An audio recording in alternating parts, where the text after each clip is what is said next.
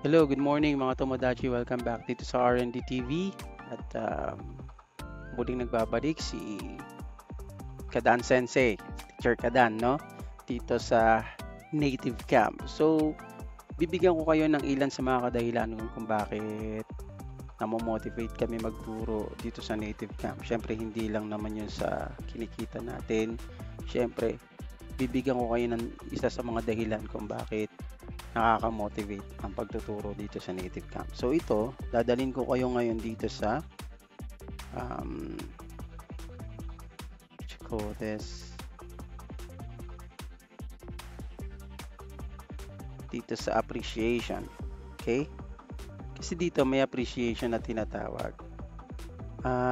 Dito, nagsasend ng messages yung mga estudyante after ng klase. Yung iba hindi nagme-message pero kadalasan sa kanila nagme-message.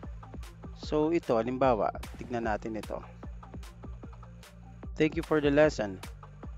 It was fun. You are a good teacher. Siyempre, sino ba naman di gaganahan sa ganyan mga Tomodachi, di ba? Pag may nare-receive kayo na ganyang mga messages galing sa mga estudyante. Ito, wala siyang message, pero nag-iwan siya ng pera. So tip, may tip, no? 18 din yan. Sayang din yan. So nire-receive natin yan. Ito. Siya rin yung kanina. Regular ko kasi ito eh. Thank you for the lesson. It was good and fun. Sweet-chan was glad to see you. Si Sweet-chan, ano yan? Ibon yan. Pero marunong magsalita. So, ang nangyayari dyan, minsan lumilipad yan, dumadapo sa kanila magkapatid. Kasi dalawa yung estudyante ko sa bahay nila eh. Yung kambal kasi yan. Regular students kasi sila. So minsan si Sweet-chan dumadapo sa balikat nila tapos bumabati sa akin, arigato, kadan, arigato, ganyan. Sasabihin yan, minsan, ohayo, kadan, nagsasalita yung ibon, ang galing. So yan, masaya daw si Sweet-chan na makita ko. Ibig sabihin, nakilala na ako sa sobrang araw-araw kasi sila nagpupunta sa akin. So yan. Ano pa ba? Ito si Mochi. Ito si Mochi, ganito na lang to mag-message sa akin ngayon. Si Mochi, siya si Mona-chan. No, thank you so much. Thank you for the lesson. Thank you for every day. Ganyan-ganyan. Kasi ito ang pinakamadalas kong estudyante. Ito yung pinaka-paborito ko estudyante, ito si Mona. Nakakasikwentang klase na sa akin to. Lahat yun bookings. Araw-araw yan si Mona sa akin. Meron pa eh. Tignan natin yung iba. Ito, si Kaho ulit. Tignan nyo. Thank you for the lesson. Sui-chan is very mad, but I think he enjoyed the lesson too. Kasi ginawa nila, ang ingay kasi ni Sui-chan, nasa balikat siya ni Kaho, nag-aaral kami. Tapos salita siya ng salita, minsan kumakanta pa. Ngayon ginawa, kinulong yung ibon, kinulong nung daddy niya. Pero rinig na rinig pa rin namin, sumisigaw, galit na galit. Kasi kinulong siya kasi gusto rin niya sumama dun sa klase. Nang pinakawalan, dumapo ulit sa balikat ni Kaho. Kaya nakakatawa din to si Sui-chan eh. Tuwing nagkaklase sila, lagi siyang dumadapo dun sa balikat niya. Gusto niya mag-aaral din. Ito naman, nag-booking na siya nung sabi niya, thank you for the second lesson today. Kasi na siya eh, nag-book na siya nung isang beses, tapos kinagabihan nag-book na naman siya. Pumalik siya sa akin, 2 beses sa loob na isang araw siya nag-book. Tignan pa natin yung iba.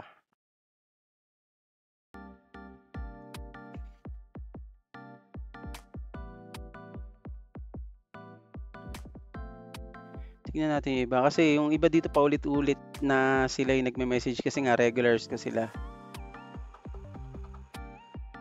Ito, si Taku. Minsan may magme-message sa inyo ng ganito, naka-kanji, hiragana, katakana. Ginagawa ko dyan, ko yan, tina-translate ko yan para malaman ko kung ano ba, ano ba sinabi sa akin, baka mamaya galit pala yan eh. Tingnan natin. So ito na yung translation nung ibig sabihin nung Japanese na o yung Nihongo na sinulat niya dun sa message niya sa akin. So sabi niya, thank you for your kind answer to this question.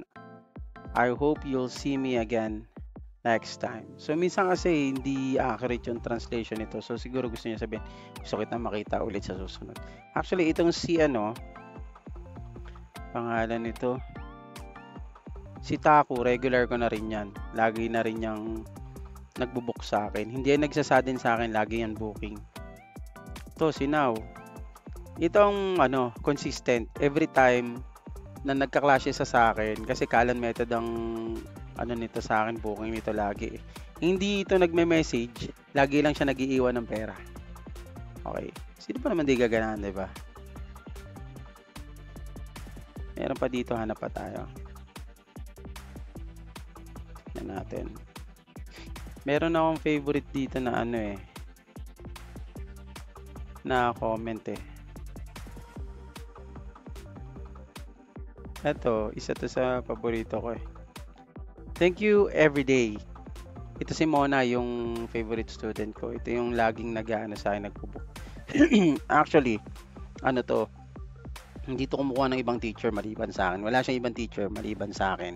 Kaso nga lang, ito yung isang pagkakataon na hindi ako available, no? Sabi niya, thank you everyday. On Saturday and Sunday, my daughter Mona loves your lesson. Kaso nga lang, madalas, wala ako ng Saturday and Sunday kasi nasa kapilya ako niyan. But she takes lesson from a different teacher. Sinubukan nilang paturuan si Mona sa ibang teacher.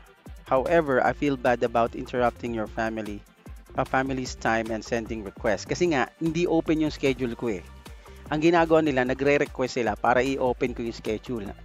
Kahit sarado yun, pwede kasi silang mag-request. Tas nasa sa akin kung bubuksan ko o hindi, kung i-accept ko o hindi.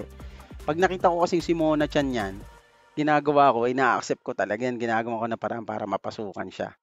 So, I take lessons from a different teacher. Kasi nga, parang nahiya na siya kasi lagi siya nagre-request sa akin tuwing Sabado, Linggo.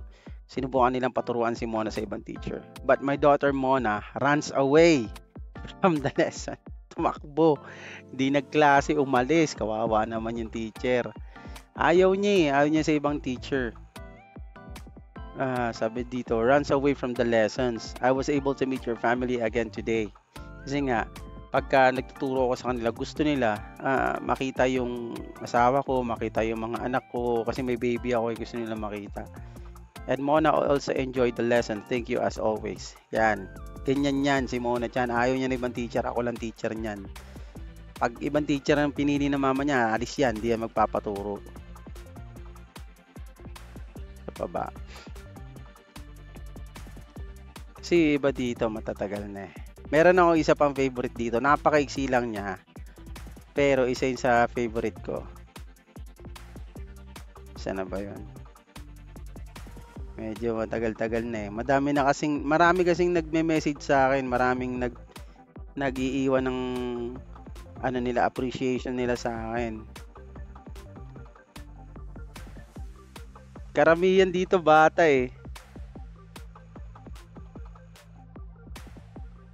Tignan natin.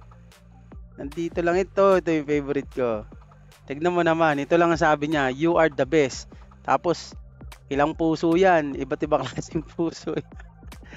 Diba? Iba't ibang klaseng puso yan. Tignan mo naman, sa dami niyan. Okay na yan, understood ko na yan. Sinabi lang niya, you are the best. Ano pa bang hingin mo dun, di ba? Ako daw best teacher, no? Tapos daming puso. Si Haruki. Di ba? Kaya gagana ka magturo dito sa Native Camp. So kung gusto ninyong malaman kung paano makapag-apply dito sa Native Camp, tuturo ko next video ko, no? At tuturuan ko yan step by step kung paano kayo makakapag-apply dito sa Native Camp. Kaya yung mga gusto magpaturo, comment nyo lang dyan sa baba, lagay nyo lang yung pangalan ninyo. Tapos pwede nyo rin naman akong i-PM, no? Kadan ang pangalan ko sa Kadan. Ayan ito. Kita nyo ba yan? Yang malaking yan, yung Kadan. Yan ang pangalan ko sa Facebook. Hanapin nyo na lang ako, PM nyo na lang ako. So yun lang mga Tomodachi. Matane. Matane masyo.